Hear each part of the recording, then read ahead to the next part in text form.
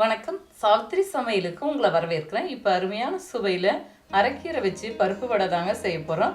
இதில் நம்ம உளுந்தம்பருப்பு கடலைப்பருப்பு சேர்த்து செய்திருக்கிறனாலங்க மேலே நல்லா மொறுமொறுப்பாகவும் உள்ள சாஃப்டாகவும் வித்தியாசமான டேஸ்ட்டில் ரொம்ப நல்லாயிருக்கும். இது எல்லா விதமான சாதத்துக்கு சைடிஷாக வச்சுக்கலாம். ஈவினிங் ஸ்நாக்ஸாக கூட செய்து சாப்பிட ரொம்ப அருமையாக இருக்குங்க. இது எப்படி செய்யலாங்கிறத பார்க்கலாம் வாங்க. இப்போ வீடியோக்குள்ளே போகலாம். இந்த வடை செய்யறதுக்குங்க 1 கப் அளவுக்கு கடலைப்பருப்பு, இதே கப்பில் 1/4 கப் அளவுக்கு உளுந்தம்பருப்பு, இது ரெண்டுமே நல்லா கழுவிட்டு 2 மணி நேரம் பக்கம் ஊற வச்சுருக்குங்க தனித்தனியாக. முதல்ல தண்ணியை வடிச்சிட்டு உளுந்து அரைச்சி எடுத்துக்கலாங்க தருதருப்பாக. அதுக்கப்புறம் கடலைப்பருப்பு போட்டு அரைச்சி எடுத்துக்கலாம். இப்போ ஊற வச்ச பருப்புலேருந்து நல்லா தண்ணியை வடிச்சிட்டுங்க 2 மணி நேரம் பக்கம் உளுந்தம்பருப்பு ஊற வச்சுருந்தேன். தண்ணி நல்லா வடிச்சிட்டு அரைச்சிக்கணுங்க. தண்ணி உங்களுக்கு பத்தலைன்னா லேசாக தெளித்து விட்டுக்கணும். இல்லாட்டி 1 டேபிள் ஸ்பூன் அளவுக்கு விட்டு தெளித்து நீங்கள் அரைச்சி எடுத்துக்கிட்டால் சரியாக இருக்கும். ரொம்பவும் நீங்கள் தண்ணி விட்டுட்டிங்கன்னா வடை ரொம்ப எண்ணெய் இழுக்கும். அதனால் பார்த்து நீங்கள் சரியான விதத்தில் அரைச்சி எடுத்துக்கணும். இப்போ உளுந்து அரைச்சாச்சுங்க. இது கூடவே ஊற வச்ச கடலைப்பருப்பு நல்லா தண்ணியை வடிச்சிட்டு சேர்த்துக்கலாம். இது கூடவே இப்போ கடலைப்பருப்பு சேர்த்துன்னு வருங்க.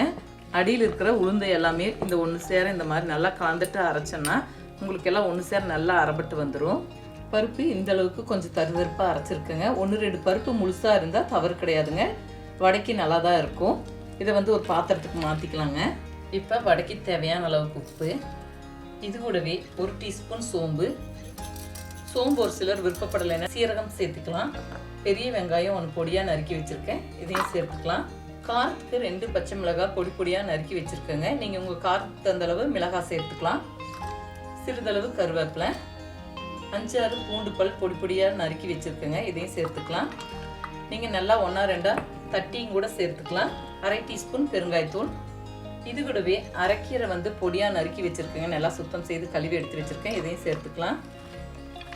1 கைப்பிடி அளவுக்கு எடுத்துருக்கேங்க. இதெல்லாம் நல்லா ஒன்று சேர கலந்துக்கலாம். வடைக்கு எந்த அளவுக்கு உங்களுக்கு தேவையோ அந்த சைஸ்க்கு நீங்கள் உருட்டி வச்சுக்கும்போது தட்டி போட சரியாக இருக்குங்க. அதே மாதிரி கீரையெல்லாம் நறுக்கும்போது நல்லா பொடியாக நறுக்கிக்கிட்டால் உங்களுக்கு வடை தட்டும் போது சுலபமாக இருக்கும். லேசாக கையில் ஈரத்தை நினச்சிக்கணுங்க, ரொம்ப ஈரம் இருக்கக்கூடாது. இப்போ நம்ம வடையை ஒவ்வொன்றா தட்டிக்கலாங்க. நீங்கள் ஒரு வாழையில வச்சுருந்தா அதுலேயும் கூட தட்டி போட்டுக்கலாம். வாழையில இல்லாத பட்சத்தில் ஒரு பாலித்தீன் கவர்லையும் கூட ஆயில் கவர்லையும் கூட தட்டி நீங்கள் இந்த மாதிரி வடை போட்டுக்கலாம். நல்லா எண்ணெய் காஞ்சிருச்சு. இப்போ வடையை போட்டுக்கலாம். வடை சுட்டு எடுக்கும் போதுங்க ரொம்ப ஹை ஃப்ளேம் வச்சு சுட்டு எடுக்கக்கூடாதுங்க. எண்ணெய் காஞ்ச பிறகு கொஞ்சம் தீயை குறைச்சிக்கணும். மீடியம் ஃப்ளேமும் இல்லாமல் ரொம்ப ஹை ஃப்ளேம் இல்லாமல் நடுவில் இருக்கும்போது உங்களுக்கு சரியாக இருக்கும். அப்போ தான் நல்லா வெந்து உள்ளே இருக்கிற மாவெல்லாம் வெந்து வடை நல்லா மொறுமொறுப்பாக டேஸ்ட்டாக வரக்கு சரியாக இருக்கும். திருப்பி போட்டுக்கலாம். போட்ட உடனே திருப்பி விடக்கூடாதுங்க. இந்த மாதிரி 2 நிமிஷம் நல்லா வேக வச்சு கொஞ்சம் சலசலப்பெல்லாம் அடங்கின பிறகு தான் திருப்பி போடணும்.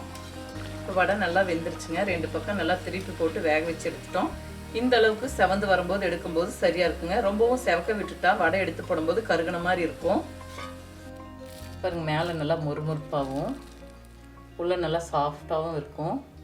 இப்போ அருமையான சுவையில் அரைக்கீரை வடை செய்துட்டேங்க. இதே முறையில் செய்து பாருங்கள். இந்த வீடியோ பிடிச்சிருந்தால் லைக் பண்ணுங்கள், ஷேர் பண்ணுங்கள், சப்ஸ்கிரைப் பண்ணுங்கள், கமெண்ட்ஸ் பண்ணுங்கள். அடுத்த வீடியோவில் சந்திக்கலாம்.